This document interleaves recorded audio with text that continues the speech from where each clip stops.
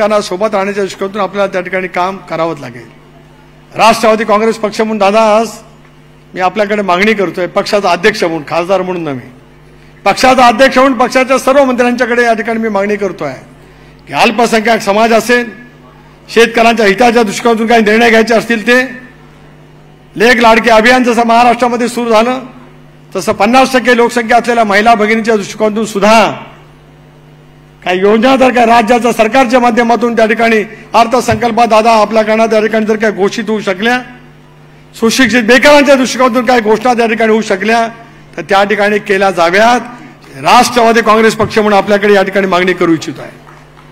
सामाजिक अभिसरण जर का आपल्याला करायचं असेल, निवडणुका येतात जात असतात, पण तो लोकांच्या मनामध्ये जर काय आत्मविश्वास त्या ठिकाणी निर्माण करायचा असेल तर त्या दृष्टिकोनातून आपल्याला सर्वांकषपैच्या विचाराचं काळ धरत त्या ठिकाणी कामाला लागण्याची आवश्यकता त्या ठिकाणी निश्चितपणाने आहे. तुम्ही आम्ही मिळून सर्वांच्या संघटनेच्या कामाला भावून त्या ठिकाणी घेऊया.